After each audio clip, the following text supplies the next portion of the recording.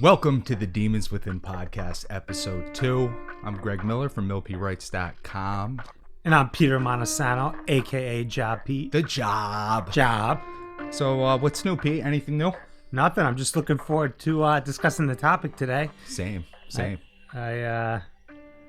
ready. Yeah, I'm ready too. I think it's a good time to talk about this too because, so I was listening to this podcast. Last podcast on the left, it's called. It's like a true crime podcast. They kind of have a comedy twist on it too. And I was listening to this one. It was about 9/11. It was a 3-part series. It was fascinating. And it was sad, fascinating. It was very interesting. But they kept talking about this. They kept talking about this documentary throughout the whole podcast. So I wanted to watch it. It was on YouTube. So I found it, and I was watching it, and then I fell asleep. But apparently the documentary was part of a 9/11 themed playlist. Yeah. So while I was sleeping, my YouTube just kept playing 9/11 videos because it was going through the playlist. So I woke up and, did my morning routine that I always talk about, which is incredibly important. Side note.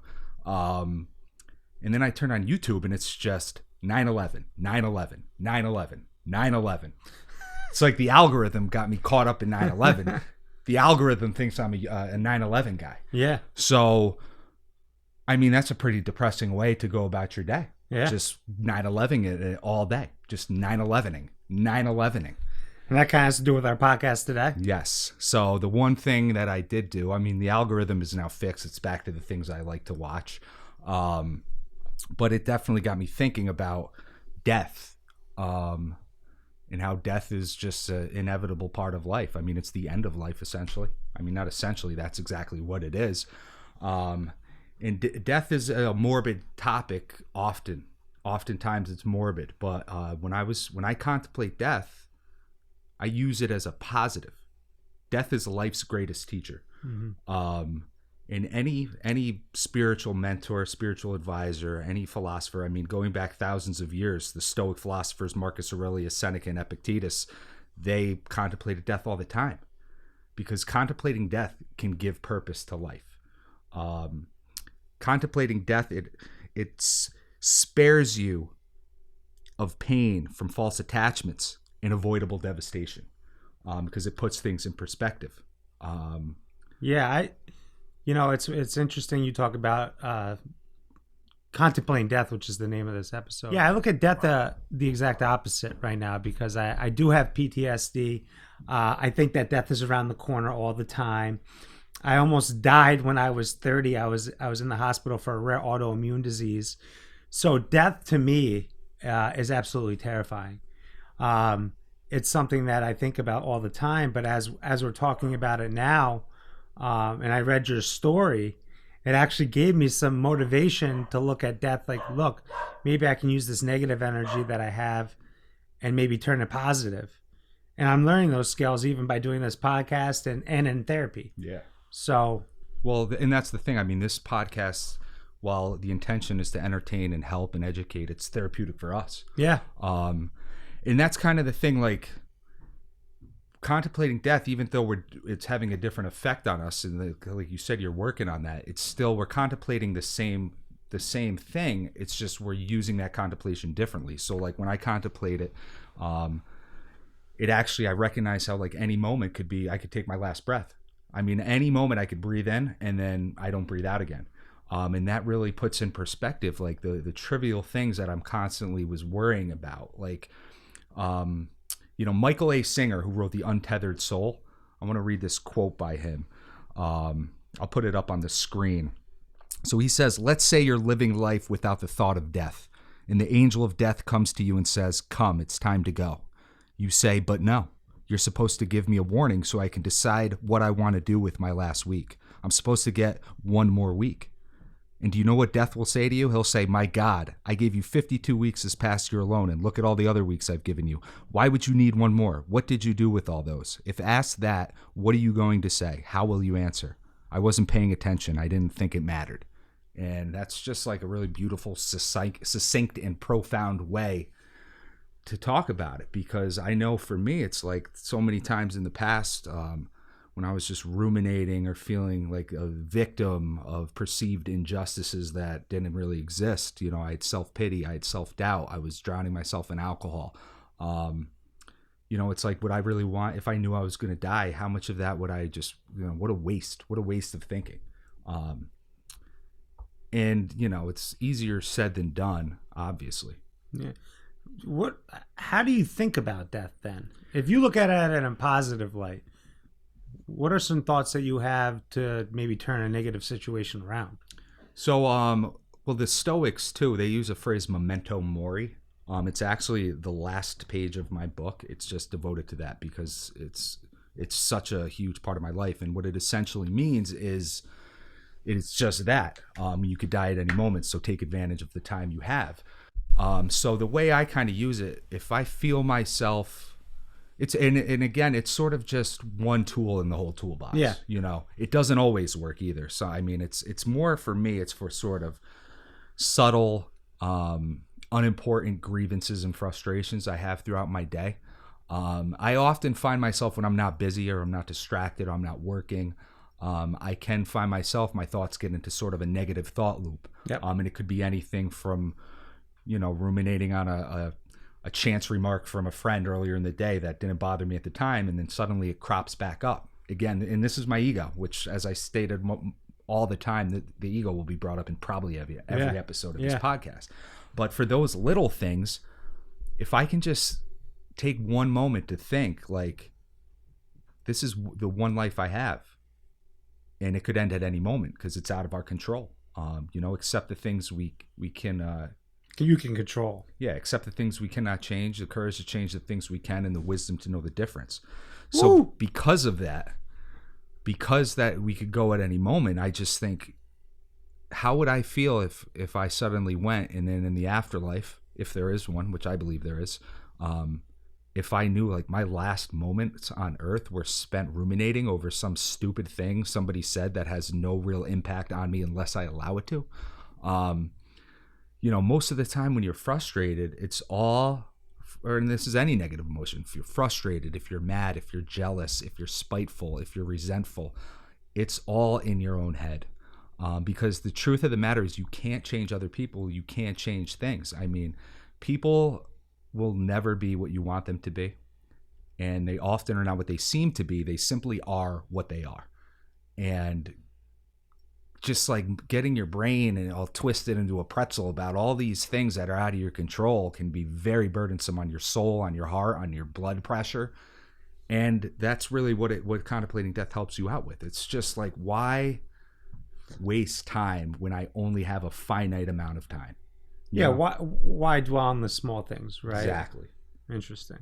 So a lot of people with mental health issues, and especially people in active alcoholism, active addiction, or even people who are sober but they're not doing the work that needs to be done, they're essentially dry drunks, they often contemplate death, and sometimes in the wrong way. Yeah. I know in the Demons Within book, Bill Dillard, the main character, he certainly has a lot of run-ins with death in his mind, and, you know, it's a big theme of the book. Do you... Like, how has that been with you? You know, like, have you, I know you said PTSD, it can trigger things. You always think death's around the corner, but, I mean, do you have any coping mechanisms for that or anything like that? This too shall pass, is a coping mechanism that I use. Like I said, this is all new to me, especially this specific topic that we're talking about right now, because it really hits home for me. Mm-hmm. You know, that's why I wanted to kind of ask you, you know, someone like me who's always fearing the worst. Yeah. What advice do you have for people like that? Well, first, I love that phrase, this too shall pass, because that's true. It will pass in one way or another. I'm asking you like you're my therapist right now. Yeah, I know. It's all right. I do have a professional certification from UMass Boston in addiction counseling.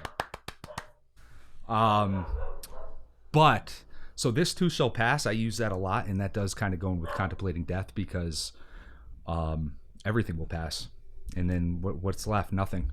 But this too shall pass, I use that for even good things, because if you get so caught up in the good things, when the next bad thing inevitably happens, it just breeds disappointment and resentment. It's why I temper expectations and everything like that. But I guess my suggestions are, I mean, if you can just sit back and give yourself some time. I know you work more than anybody I know. It's like, it's incredible, impressive, and admirable. Thank you, sir. But like, sometimes you just need a quiet moment, and you just really sit there and think. You meditate, make it quiet. You focus on your breath. Do anything like that, and just really try to frame your mind and appreciate that you have that moment, and that you've been given this life to do what you need to do. And I mean, you're actually really good at that. But I also know that, like, what's on the outside, what's the appearances, are not always factual. They're appearances, you know? Mm-hmm. So, you know, my suggestion when it comes to that is really just sit down and think about it. Literally just think about death. Don't think about it in the morbid way if you can. But you use that fuel of death being anywhere at any time. And you use that to fuel the fire that you need to do your passion, fuel the flames of your passion. And that's the thing. I think you're already good at that. Yeah, I think one of the things with me is that why I work so hard is because I'm running away from something. Yeah. You know, it's not like I'm feeling gratitude. It's not like, you know, I'm saying death is good. The way I work is I put my head down and I go to forget about my past. Yeah. Yeah. So, you know, as far as, that's why I think this is such a great topic, contemplating death, because it's something that I can really relate to. But on the side of, you know, playing the victim, which I gotta come over myself. You know, I need to not let those things affect me. But it's interesting that you came up with this the topic, contemplating death, because it inspired me a little bit. Yeah. And it gave me some, I could just call them tools that I can use in real life. So I appreciate that. But well, and like all this stuff too, it's more nuanced. I mean, I can sit here and just be like, yeah, you just got to contemplate death. Hey, just think about death.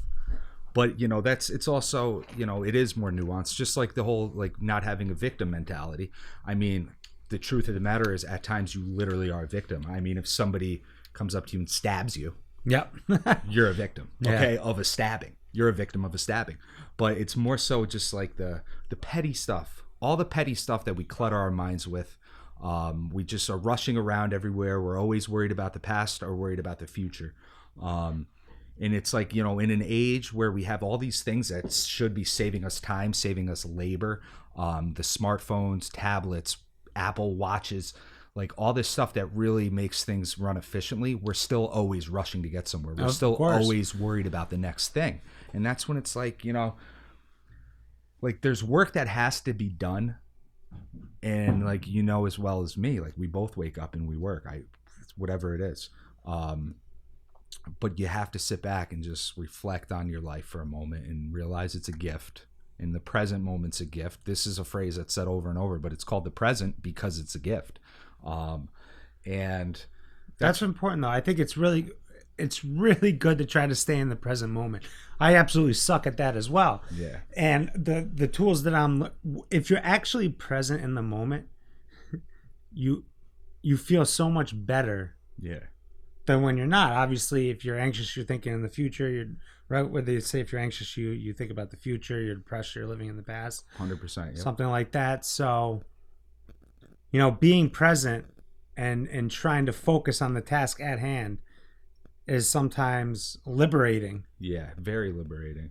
Because you're not so focused on what's going to happen. You're focused on the now. Yeah, and I think too another thing. Like, as I said, almost every one of these tools or tactics or ideas is nuanced. Like, for example, like you said you have, you said you have PTSD. Yeah. I mean, PTSD is an affliction of the past. It's bred from the past. Exactly. All your triggers, like when if you're struggling with it at any moment, it's because of something from the past. So it's, you know, and that's why mindfulness is incredibly helpful. I know cognitive behavioral therapy, I've had some experience with that myself, and That's also good with like it's cognitive distortions is what they call them. Yeah, you're reframing your brain, right? Yeah, reframe your brain, reframe your thinking. I mean, there's a ton of things with like people who have a common cognitive distortion that CBT helps with is like thinking in black or white.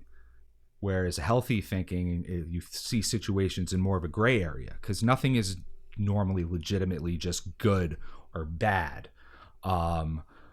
I mean, even look at my 9/11 viewing on YouTube where it's just 9/11, 9/11, 9/11, 9/11.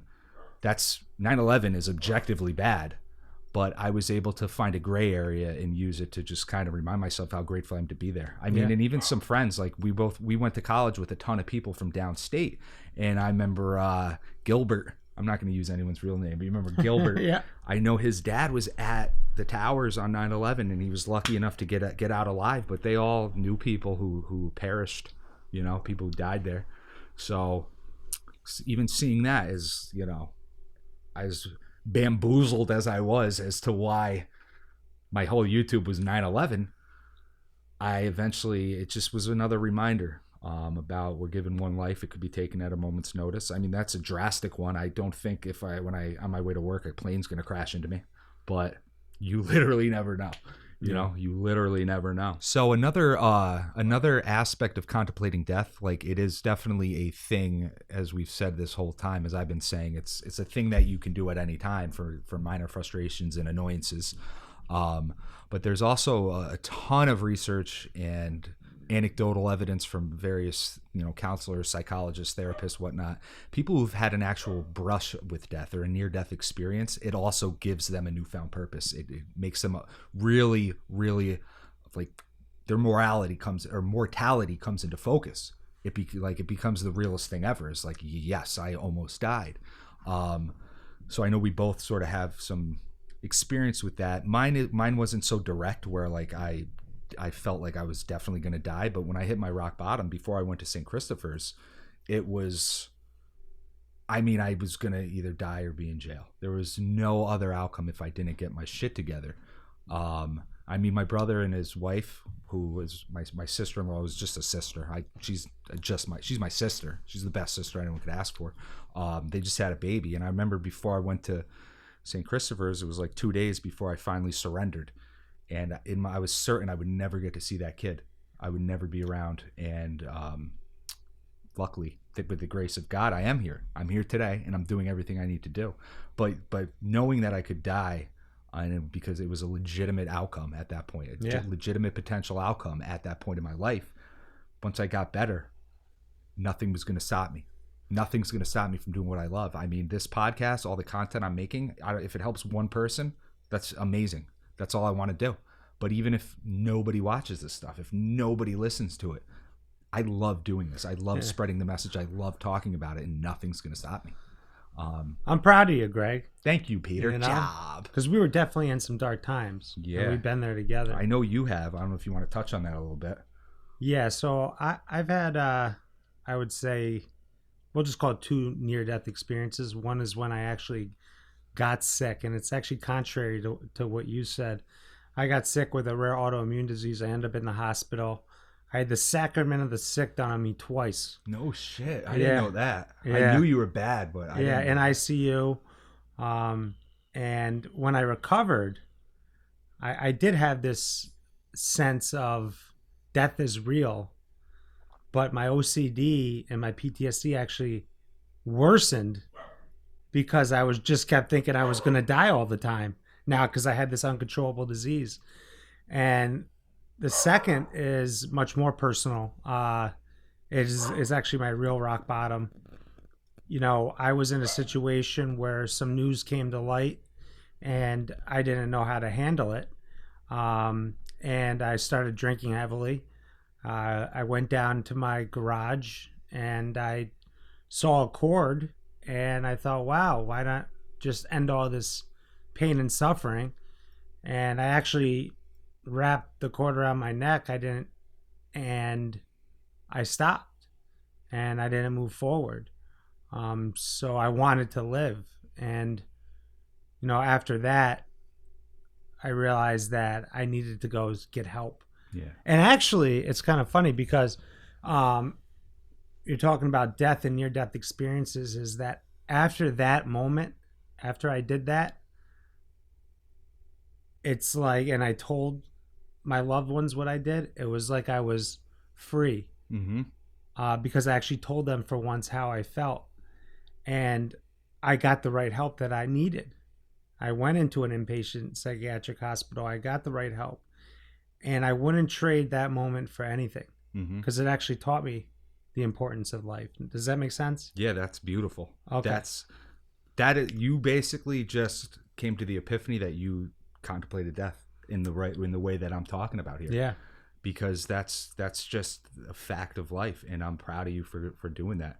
I mean, And I'm even an for open me, book. I'm gonna be completely honest on this podcast. I know a lot of people think I'm a funny guy. I am a funny guy, and we want to make this somewhat funny, but that was a moment that happened in my life. I want everyone out there who is mentally who is having suicidal thoughts or something like that, make sure you get help. Okay. yeah, get help. I mean, when you're in that frame of mind too, it's almost impossible to see things in perspective. But just know the help's out there. You never have to face your troubles alone. Like Pete said, he's an open book. Speaking of books, Demons Within, Coming soon. coming soon. But yeah, so like you kind of just said, thinking about that moment, it was like a good moment now, because it's sort Yeah, of, I and wouldn't change it. That's how I feel about what happened to me. We obviously, I had to go through this whole process of learning to forgive myself and get rid of my character defects and learn to live with joy. But when I look back on my downward spiral, it's unfortunate that so much pain had to be felt by my loved ones, yeah. but it's at this point, it is the best thing that ever happened to me, because I was on a path to death, path to jail, path to an institution. Yep. And without hitting that rock bottom, I would not be where I'm today. And right now I can say I'm happy, and I live in the moment, and I'm very comfortable in my own skin.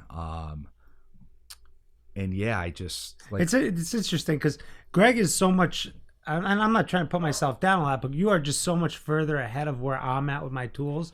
It is just an inspiration just sitting here and talking on the mic next to you, just to see how far you've come. thank you. Yeah, well, it's something else. So I shortly after I got out of St. Christopher's is when I started writing nuts. the book. What's up? I said it's nuts. Oh. It's awesome. Yeah, so shortly after I got out of St. Christopher's, I know we talked about this in the last episode, which was mostly about the book, but I started writing the book, and by that point I already did so much work, and I had a routine, and I've just learned so much about myself, and it was with the help of literally a team of people, some I didn't even meet, like I said in the last episode, all those books I read. But when I finished the book, I realized that there were some things that I did not yet process, because the book was such a distraction. It was a therapeutic process writing the book. Yeah, of course. Even though it is fiction, like we said, there's a ton that's reality. It's an incredibly accurate depiction of addiction, because it was written by somebody who lived through it, and somebody who's worked with people who've lived through it, and worked with some people who lost that battle with their demons within. Yeah. But so after I finished it, I had a lot of things I started cropping up. There were some things from the past that I still didn't deal with. And I mean, there was stuff as far as like letting go of my previous relationship before I went to St. Christopher's. I realized I dealt with the wreckage of my past that had to do with my relationship, but I didn't really start working on letting go of that relationship. So there was a lot of stuff I still had to work on, and it's about progress, not perfection. And that's why you have to make sure you do these things consistently and just ingrain them in your personal daily life. So yeah, I think. So you're basically saying, when you talk about contemplating death, you're saying that in a positive, saying that in any moment you can be gone, and to treasure this moment. Yes. So I should be present. Yes, because it doesn't matter if you live 3,000 years or 3 years.